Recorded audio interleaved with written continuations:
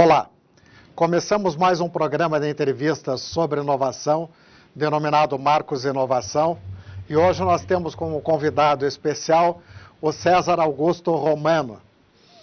O César já foi diretor da UTFPR, antigo Cefet, e eu o conheço há muitos anos, acho que desde criança. Nós éramos vizinhos e estudávamos no mesmo colégio. César, na sua atuação na Universidade Tecnológica Federal do Paraná, como surgiu a ideia, ou mesmo como apareceu a UTFPR? Bem, boa tarde, Marcos, boa tarde a todos. É interessante falar sobre esse tema com a vinculação com o seu trabalho. Para mim, os episódios que levaram ao então Cefet a se transformar em UTFPR diz muito a cultura que nós tínhamos já de inovação. A época da transformação, estou dizendo isso no final dos anos 90, nós tínhamos uma marca registrada aqui no Paraná, como Cefet. E mesmo no Brasil nós éramos reconhecidos até pelo MEC. Mas a estratégia de governo naquela época fez com que houvesse uma desvinculação do ensino técnico com o ensino médio. E era exatamente isso que nós fazíamos. Nós tínhamos cursos superiores, nós tínhamos pós-graduação, mas a grande maioria dos nossos alunos eram do ensino médio, técnico integrado ao médio. Portanto, aquilo que nós fazíamos, naquele momento nós poderíamos fazer mais. Então nós buscamos aí dois pontos importantes que eu entendo como fundamentais em qualquer projeto de transformação. É um comprometimento da alta administração e a busca pelo envolvimento das pessoas. Envolver as pessoas não foi fácil. As pessoas estavam acostumadas a gostar do que nós éramos, tinham orgulho do que nós éramos. E buscar uma transformação, buscar uma inovação de uma outra organização não foi muito fácil. Mas envolvendo as pessoas, nós fomos encontrar, na época, a nova LDB, e a LDB dizia que poderia existir no Brasil universidades especializadas por campo do saber. E aí estava o nosso caminho. Não era uma universidade tradicional, mas sim como em outros países, e nós tínhamos bom relacionamento com universidades de ciências aplicadas na Alemanha, como a França. Nós falamos, por que não tem no Brasil uma rede de universidades tecnológicas? Mas eu falo a dificuldade de mudanças da cultura, porque nós não temos no Brasil ainda uma rede. Nós somos a única, há 20 anos. Existe ainda uma reação muito grande por parte ministerial e mesmo por parte no âmbito das demais universidades. E nós percebemos que no Brasil nós podemos ter uma universidade focada em ciência, tecnologia e inovação. César Romano, nós sabemos que o tema da sustentabilidade é hoje uma exigência nas organizações. Como são enxergadas as relações entre sustentabilidade e inovação, em especial na UTFPR? Bom, Marcos, eu considero hoje que o tema sustentabilidade ainda está muito enraizada, inclusive a mídia reforça muito isso, as questões ambientais. E o que nós consideramos, que é sabido desde 94, com o Elkton, no seu Triple Bottom Line, que para uma organização, eu chamo de organização, uma empresa, uma instituição, uma entidade, realmente ser sustentável ao longo do tempo, ela deve atentar-se para que seja economicamente viável, ambientalmente correta e socialmente justa. As pessoas muitas vezes não fazem essa consideração. Mas, certamente, a sociedade, ou mesmo o mercado, pune empresas que não atendem esses três pilares. Ela não se sustenta sem esses três pilares.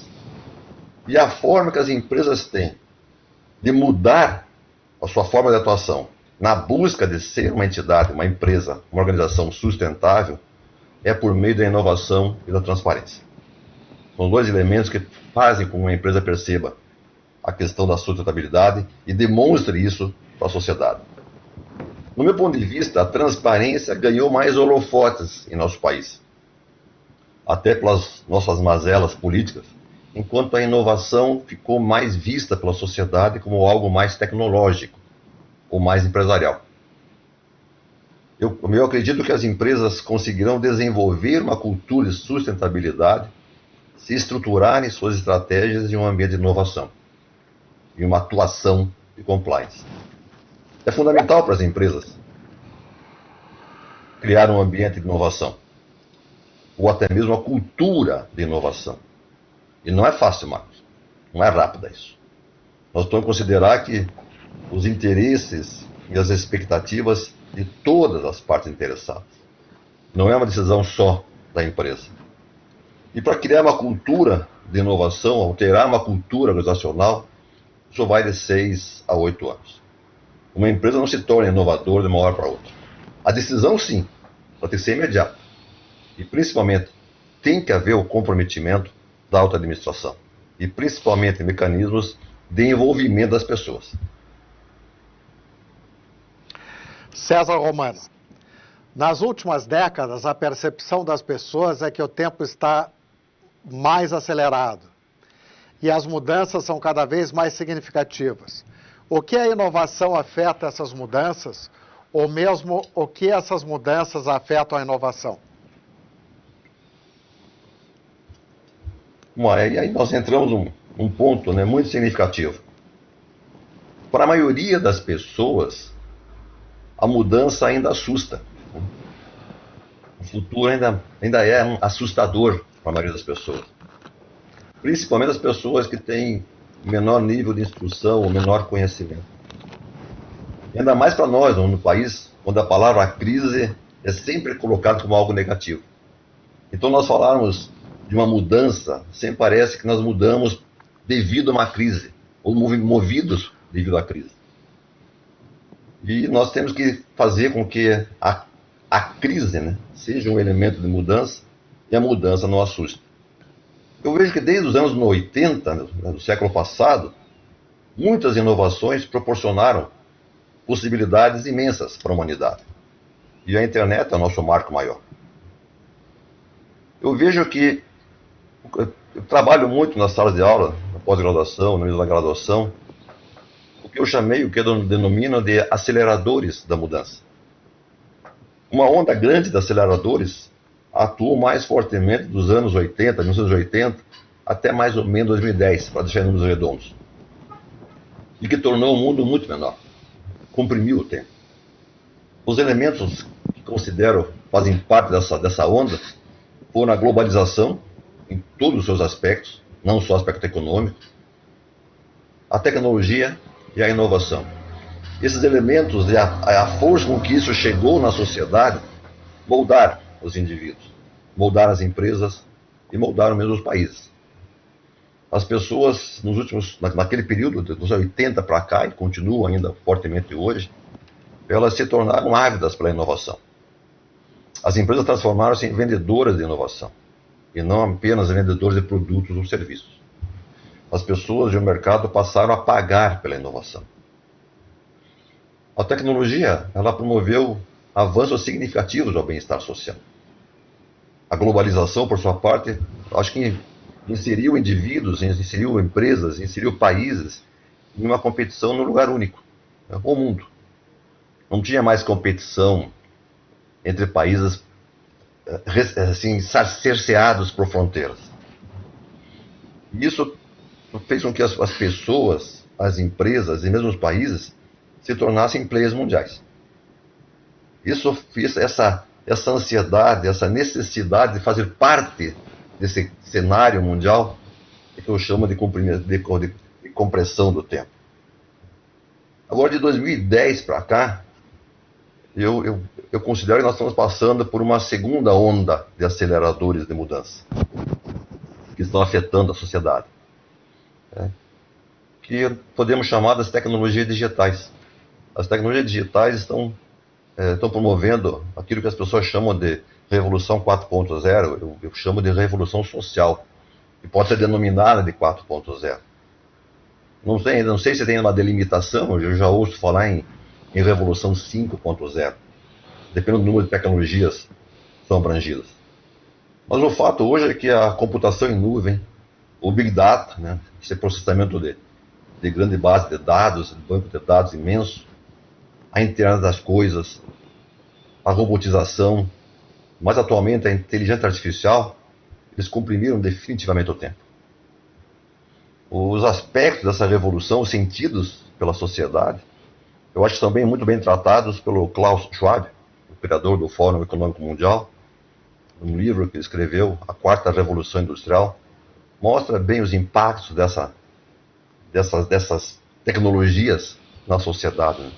Seja o aspecto físico, a sociedade é muito forte, que essa questão da mudança na forma do trabalho, ou nas formas do trabalho, do emprego. O aspecto digital, a questão do controle social, por exemplo, o reconhecimento facial. E assim como o aspecto biológico, né? Afinal de contas, nós mapeamos o genoma e não é mais acaso transformar um dado identificável num dado programável.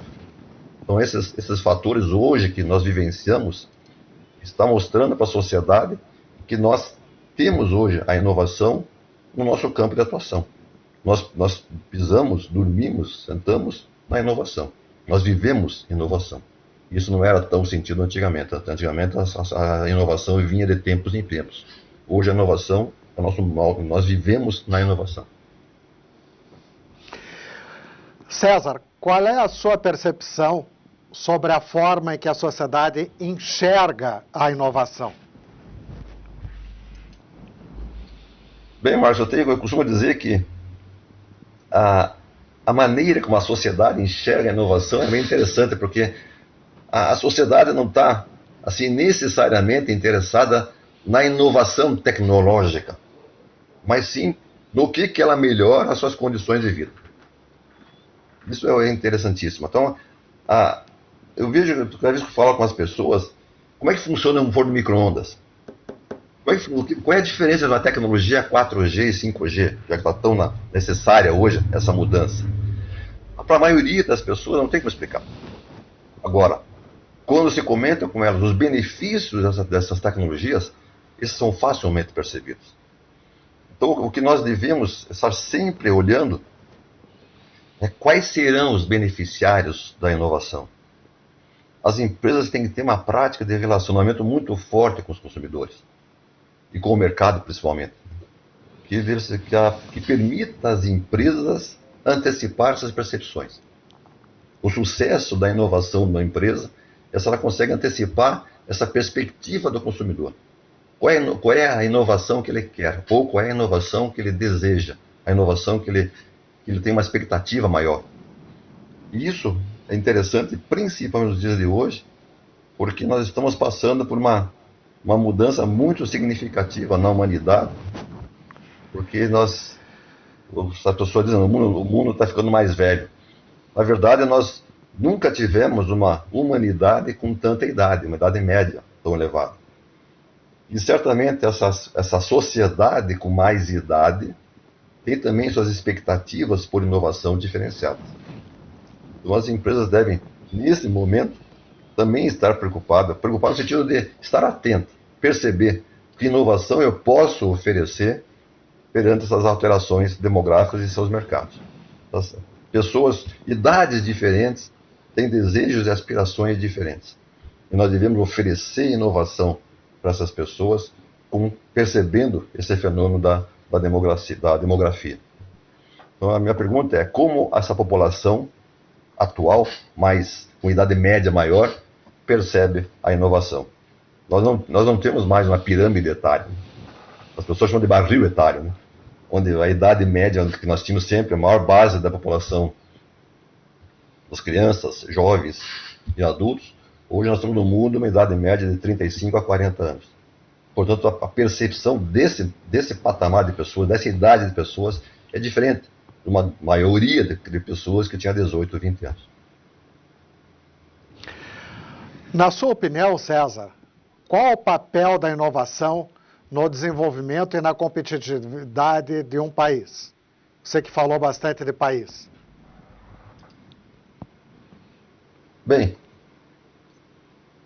nós sabemos que, falando em país, em Brasil, né, o Brasil é muito carente em ciência, tecnologia e inovação. E eu tenho certeza que posso afirmar que só seremos um país competitivo se nós tivermos condições de ter um ambiente de ciência, tecnologia e inovação robusto. Nós não conseguiremos nos inserir como player mundial se não formos independentes, se não formos autônomos em ciência, tecnologia e inovação. Enquanto nós não pudermos dizer que nós temos essa autonomia em ciência, tecnologia e inovação, nós certamente continuaremos sendo um país dependente. O interessante é que o Brasil, o investimento em ciência, tecnologia e inovação no Brasil, ele pode ser baixo se eu considerar relativamente a outros países, mas relativamente ao percentual de PIB do nosso país, não está muito fora da média. Só que a maioria do investimento em ciência e tecnologia no Brasil é pública. É mal balanceado essa participação na inovação, no desenvolvimento, entre o público e o privado. E esse percentual maior público, eu digo que aí eu gostaria muito que as universidades públicas tivessem um papel fundamental nesse pilar. No meu entender, as federais não precisariam ficar tão focadas na concorrência com o ensino privado, com as instituições privadas. As federais devem olhar o desenvolvimento de ciência, tecnologia e inovação. As instituições privadas, por melhores que sejam, elas têm no ensino seu pilar forte. O desenvolvimento, a aplicação de recursos em ciência, tecnologia e inovação é muito caro. As federais, ao contrário, as federais deveriam ter, na verdade, deveriam ser um canal de investimento público no desenvolvimento de ciência, tecnologia e inovação. As federais deveriam fortalecer a pesquisa em ciência, tecnologia e inovação. Mais do que como eu tinha dito, em número de cursos ou número de alunos. Deveriam ter cursos extremamente diferenciados. Lógico que uma massa de pesquisadores excelente pode oferecer a formação de profissionais diferenciados.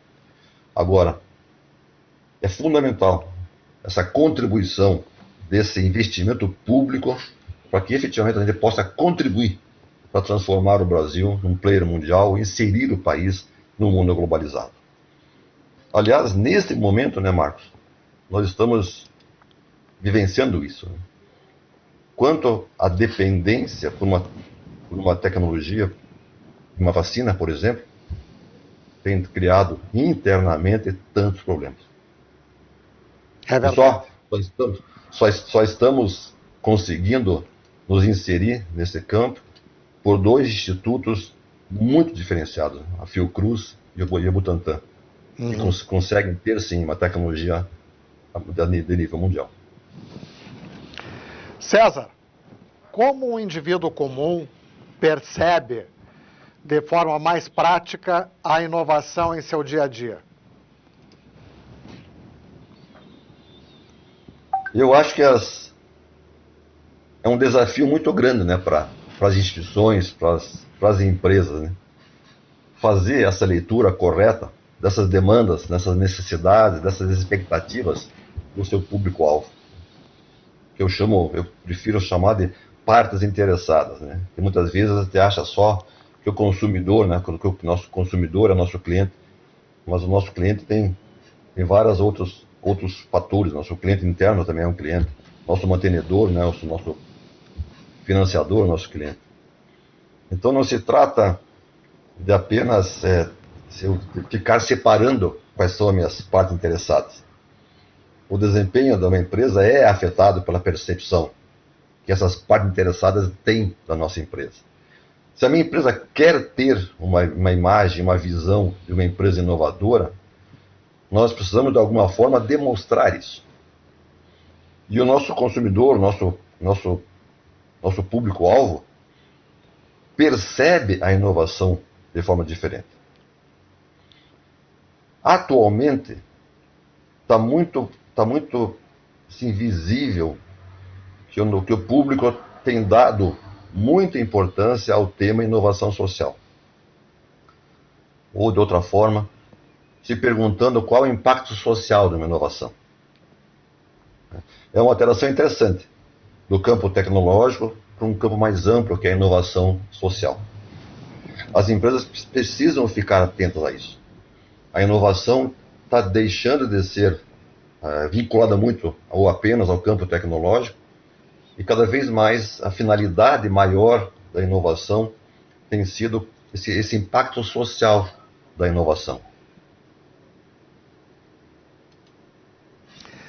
César, como é que você vê a importância dos valores de uma empresa na criação de inovações? Marcos, eu vejo um pouco de preocupação, para falar bem da maneira como eu enxergo. Porque é um campo muito delicado da inovação. Se a gente compreender, como dizia um professor meu, que toda inovação sempre vem acompanhada de uma desgraça. Pode parecer uma expressão muito dura, né? Mas 2 exemplos que nós temos, né?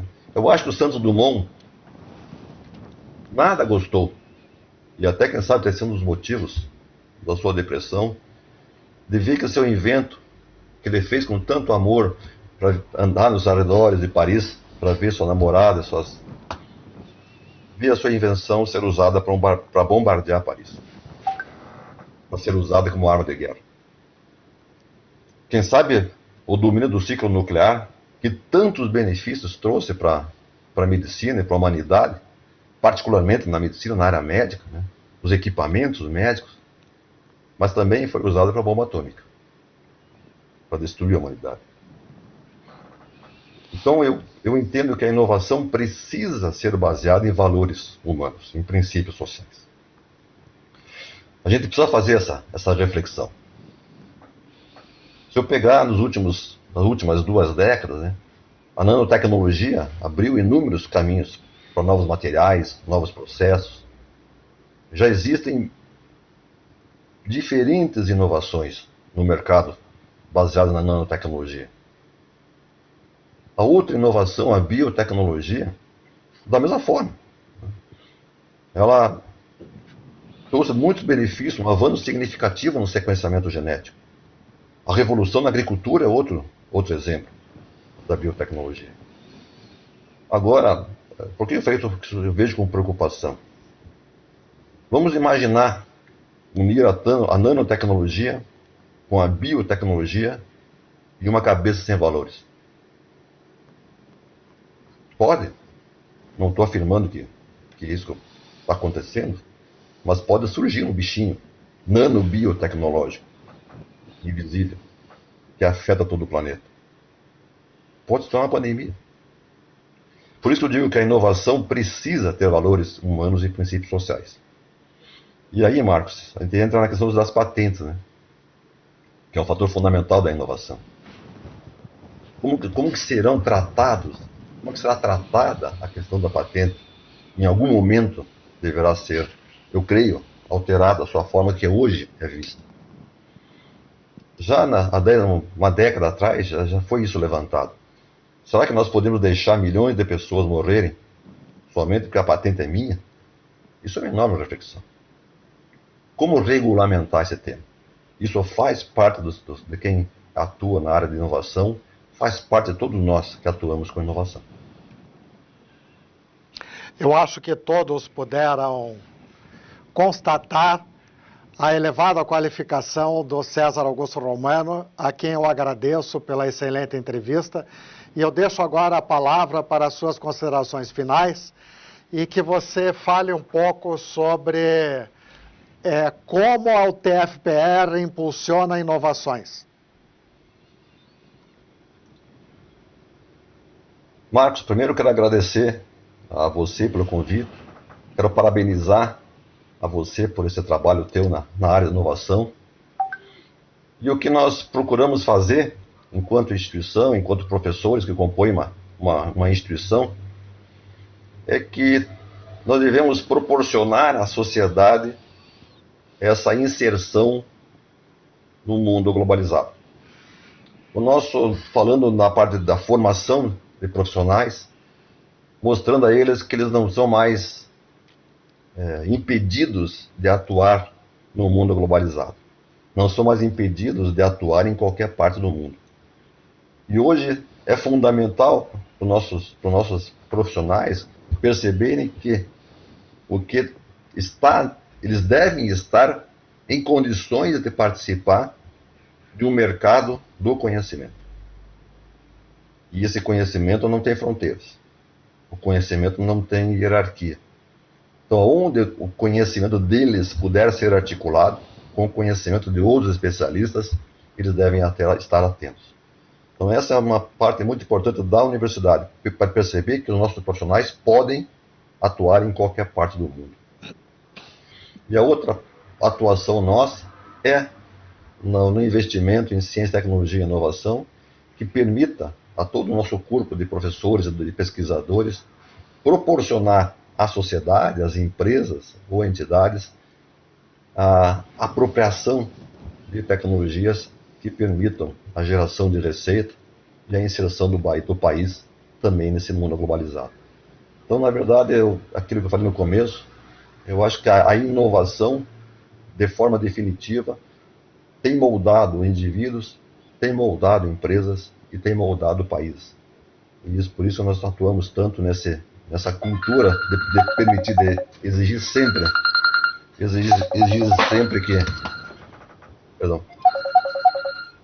sempre que a inovação faça parte da nossa cultura. Que as pessoas que nós formemos sejam inovadoras, que as empresas que estejam conosco confiem em que nós possamos ser provedores de inovação. Professor César Romano, muito obrigado pela excelente entrevista. Um abraço.